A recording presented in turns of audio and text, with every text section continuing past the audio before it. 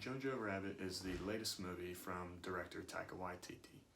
This movie is about a kid named Jojo who really wants to join the Nazi regime in World War II era Germany.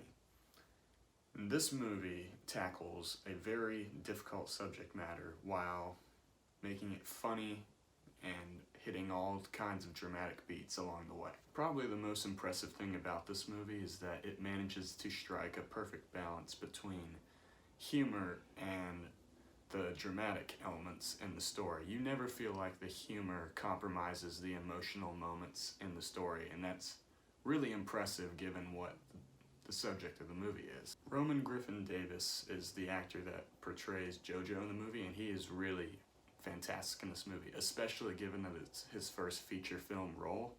You would never tell he is a superstar in this movie, and he goes from laugh out loud comedy to really heartbreaking tragedy throughout this movie. He really sells the clueless factor that this kid really needed to possess for this movie to work, for all the comedy of just a kid who really wants to blindly jump in and join a club regardless of what they do, and just blindly accepting their different beliefs and everything, because that's the cool thing to do at the time.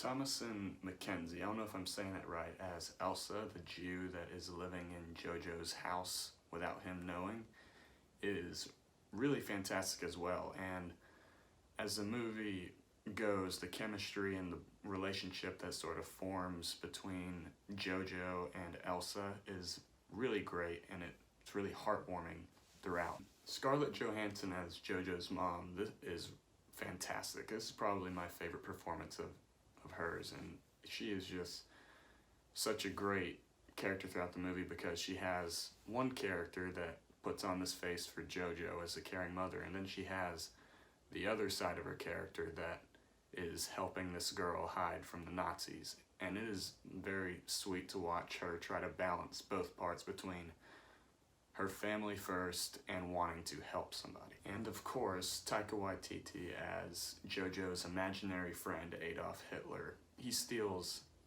every single shot and scene that he is in throughout the movie.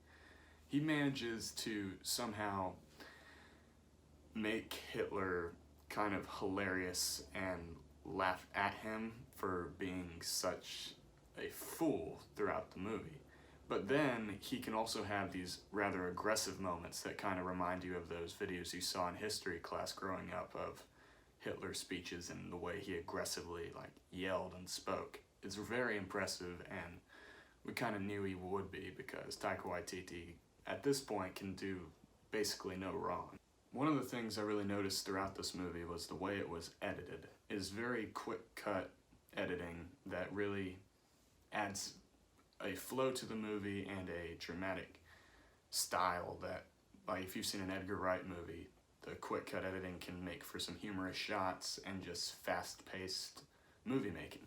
And it really made the movie flow and move fast with a certain energy that a lot of movies do not possess, and it was really engaging for me and the audience, and it felt like everybody around me. It was just a very laugh out loud, and it flew through the movie in a way that not many do. I would even say that this movie has really no flaws. I can't see anything in this movie that was out of place and that didn't work. It's really one of the few movies that feels almost, to me, it feels perfect.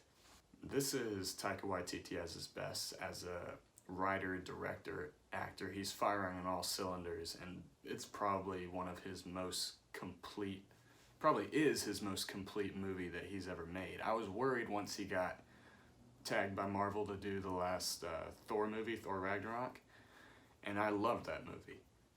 But I was afraid he would get away from his indie roots, and he really came back, and this is a fantastic movie. Definitely a feel-good movie that makes you feel all kinds of different emotions, from comedy to tragedy throughout.